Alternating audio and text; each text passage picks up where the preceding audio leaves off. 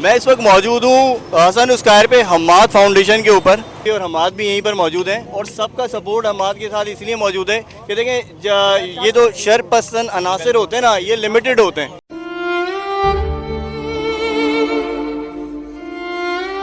अस्सलाम वालेकुम, उम्मीद है आप सब खैरियत से होंगे। आज है तीसरा रोज़ा भाई और आपका भाई जो है वो भी निकला हुआ है बाहर और हम जा कहाँ रहे हैं वो हम अभी आपको बताते हैं, थोड़ी सी तफसील से बताते हैं। ये लड़का जो हम्माद है 3 साल से तकरीबन जो है वो इसी तरीके से हसन स्क्वायर पे सेम लोकेशन के ऊपर स्टॉल लगाता रहा है पूरे रमज़ान और लोगों को जो है वो रिलीफ देता रहा है। अभी इस साल इसने क्योंकि ज़ाहिर महंगाई की सतह आपको पता है कितनी बढ़ गई है, तो बहुत सारे लोगों ने लगाया, तो इसका पहले से ही प्लान था। इसने जो है वो चिकन भी रखी 100 रुपये किलो के हिसाब से, जो बहुत ज़्यादा वायरल भी हुई और बेहिसाब आवाम पहुँच गई। अच्छा, हम अभी इस वक्त मैं वहीं जा रहा हूँ भाई स्टॉल की तरफ, ताकि देख सकूँ आज क्या सूरत हाल है, क्या कोई नई चीज़ की है, कोई पुलिस खड़ी की है भाई सिक्योरिटी के लिए, क्योंकि ऐसे तो जान का ख़तरा है अगले को। तो हम्माद साहब से अगर वहाँ मुलाकात हो जाती है तो वहाँ चल के भी हम देखेंगे कि क्या सूरत हाल है।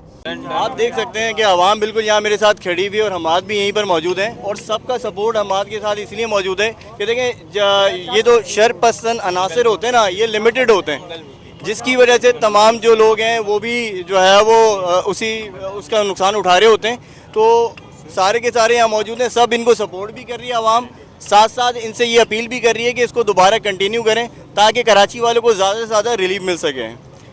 तो हम्माद थोड़ा सा आप मुझे बता दें दोबारा से, वैसे तो आपने सारी चीज़ें यहाँ कम्युनिकेट कर दी हैं कि इंशाल्लाह संडे से जो है वो दोबारा स्टार्ट कर रहे हैं। देखिए, संडे को तो मार्केट बंद होती है, संडे को हमारी परचेजिंग हमारे लिए मुश्किल हो जाएगी। ज़ाहिर है पीर वाले दिन हमारी टीम जाएगी मार्केट में, परचेजिंग करेगी और इंशाल्लाह उम्मीद करता हूँ विदिन 2-3 डेज़ हम स्टॉल को वापस खड़ा करेंगे और अपनी अच्छी प्लानिंग और अच्छी सपोर्ट के साथ आएंगे। अच्छा, रज़ाकारों के लिए जैसे वॉलंटियर्स के लिए आपने कहा कि तो कोई कंडीशन है या कोई अगर आपसे कांटेक्ट करना चाहता है रज़ाकारी तौर पर आकर के स्टॉल पे टाइम देना चाहता है तो उसके लिए कोई आपके लिए कोई नंबर अगर आप देना चाहें या यहाँ पर आके किसी से कांटेक्ट कर ले बंदा? देखिए, यहाँ कल हम अपने वॉलंटियर्स और उन तमाम लोगों को कॉल दे रहे हैं 3:30 से 4 बजे के दरमियान आप यहाँ लाजमी पहुँचे। हम अगला का लाए अमल बनाएंगे और उन लोगों का जिनकी देखिए आपने कहा कंडीशन ये है कि आपकी नीयत साफ़ हो, आप वाकई कराची पाकिस्तान के लिए लोगों के लिए कुछ करना चाहते हो। अगर आप अपने मफाद के लिए आएंगे तो ना आपको सवाब मिलेगा ना हम आपको कुछ दे सकते हैं। तो ये है कि आप कल यहाँ पर आएँ, हम आपकी लिस्ट बनाएंगे जो लोग काम करना चाहते हैं,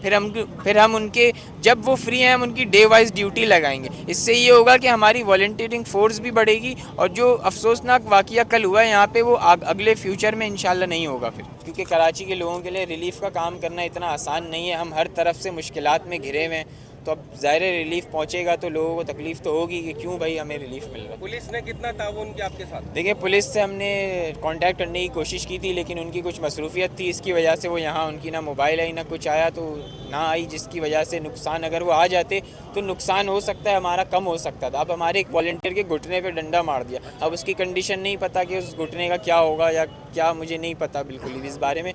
तो उम्मीद करता हूँ अल्लाह उसकी भी खैरियत करे और बाकी तमाम लोग हमारे ही हैं, सब पे तनकीद करने का कोई फ़ायदा नहीं है, हमें अब आगे बढ़ना चाहिए। मैं उम्मीद करता हूँ अब जो हो गया वो पीछे रह जाना चाहिए और हमें आगे की तरफ देखना चाहिए। अच्छा, मैं कहूँगा वॉलंटियर तौर पे आप आवाम को इस वीडियो के ज़रिए मैसेज, वॉलंटियरिंग यहाँ पे जो लोग आते हैं लेने के लिए वो आपका भरपूर साथ दें, जो इस तरीके के नासिर आते हैं उनको पब्लिक खुद रोक लेगी। बिल्कुल ऐसे ही हमने कुछ वॉलंटियर्स बुलाए हैं, उनसे हम मशवरा करेंगे और इंशाल्लाह कल हम जो है वो इज़ारे यकजहती मना रहे हैं अपने वॉलंटियर्स के साथ, जिन्होंने 2 घंटे तक, मैं फिर रिपीट कर रहा हूँ, 1.5 से 2 घंटे तक हज़ारों लोगों के जत्थे का उन्होंने मुकाबला किया है। उन्होंने इतना आसानी से वो आए, उन्होंने स्टॉल खोल नहीं दिया उनके लिए, उन्होंने डंडे खाए हैं, कपड़े फटवाए हैं, अपने खूनम खून हो गए थे ताकि कुछ सामान बच जाए, लेकिन ज़ाहिर है हज़ारों लोगों को 25-30 लोगों के संभालना मुश्किल हो गया था। जैसा कि आप जानते हैं कि हम हम्माद फाउंडेशन एक इदारा चला रहे हैं जो कि रजिस्टर्ड इदारा है, गवर्नमेंट ने इसको परमिशन दी है सोशल वर्क करने की। हम 3 साल से यहाँ पे स्टॉल लगा रहे हैं और 8 साल से पाकिस्तान भर में काम कर रहे हैं। पहले साल हमने 5 रुपये की रोटी दी थी सफ़ेद पोश लोगों को, जो कि रोटी 20 की थी।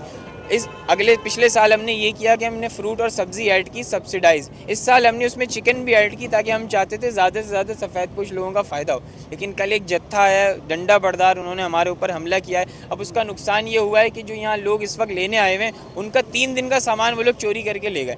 अब मेरी यही मैं सोच रहा हूँ कि भाई वो सारे रोज़ेदार थे, अब आपने जो सारा सामान चोरी करा है, मतलब आप उससे रोज़ा किस तरीके से खोलेंगे, ये मैं इस चीज़ से समझने से कासिर हूँ। ना सिर्फ हमारा खाने पीने का सामान आपने देखा होगा, वो हमारा तंदूर बनाने का, रोटी बनाने का सामान भी ले गए।